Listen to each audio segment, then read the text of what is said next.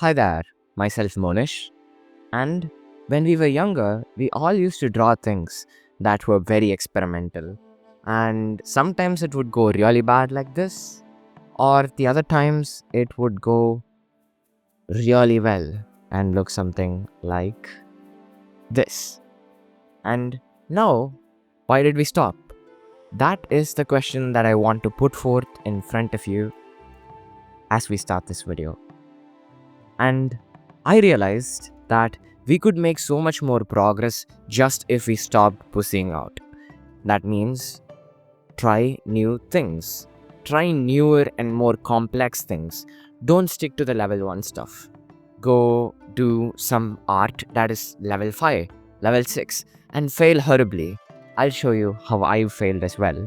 And I'm not very proud to show it, but this is an attempt at capturing complexity. And then the next one is some complexity that I did capture. And as time goes on, the amount of complexity that you can capture will increase with practice, at least in your younger years, in your formative years when your brain grows bigger and bigger. And this video is not a motivational video, so I'm just gonna not stop with telling you to stop pushing out. Here are 3 actual tips that are going to save you a lot of years of progress than if you did it otherwise. And I'm going to help you get really better at drawing with these. We're starting with tip number 1. Tip number 1. Do not run away from complexity. Instead, aim to find structure inside it.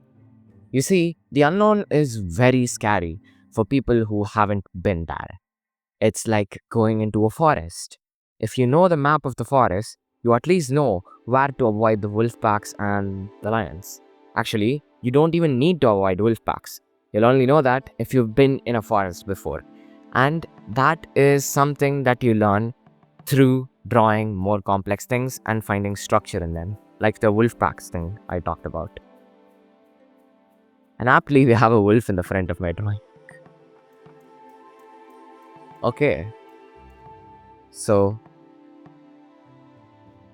I'm going to show you my attempts of going into the forest, and you'll see what I mean pretty soon. I'm going to show you 2 attempts, and one successful and one very unsuccessful. And one of those attempts is here. This is a very complicated pose that I've put the picture on my left side so that you can take a look at your right side. I tried to break down that pose and this is what came out of it. But since I kept at it and kept breaking down more poses, my brain started to understand how different poses combine together to make a new pose. And this picture was a result of that. Although Knuckle Duster's face is pretty worn out, I would say, this did help in the long run. And the next thing that I'm going to tell you is tip number 2. Try to narrow down your intention when you're in an extremely hard situation, when you're trying to draw something extremely new.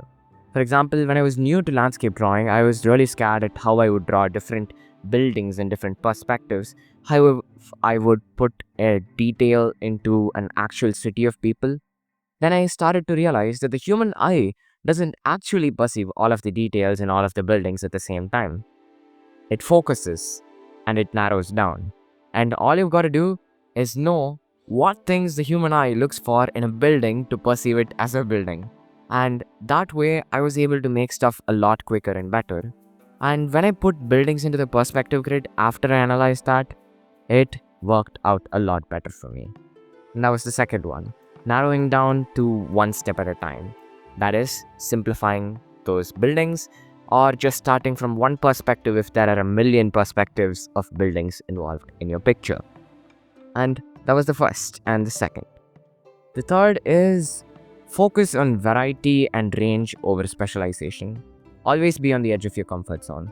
I mean, this was the whole point of the video, but if you want to really get good at something, you keep doing that thing. Wrong. You keep doing a million different things. And your brain starts to do this sort of a thing that they do in a photo. I'm going to take the analogy of a photograph, a color photograph to be specific. So in a photo, there are these 3 channels named alpha, and then one for red, and then blue, and then green. So the alpha channel decides the transparency of a pixel, and then the red, green, blue ones describe how red or how green or how blue the pixel is. So the pictures in 3 different pictures will look blue, red, and green, and you won't know the function of them. But when you put these 3 pictures together, you get a color photograph, and that is exactly the way our brains make new pictures out of old ones, and that is exactly how imagination works. So your memory sort of tries to put together a million different things and weave it into this one nice painting, and that's exactly what's happening, and it looks absolutely gorgeous when done right. And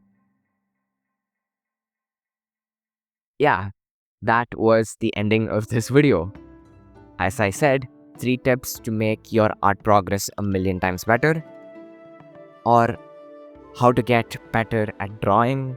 I didn't know of a better title that I could come up with that would reach a high volume user base, but that's all I did.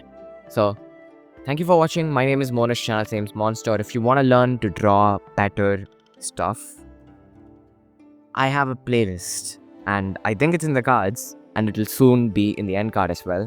And this video is a part of that playlist. If you like this one, you'll probably like the line of videos in that as well. So watch that, learn more, and get better at drawing, really better at it. My name is Monish, channel name is Monster again. Please brofist the subscribe button, right after which I will brofist you. Brofist. Bye. Comment for a cookie.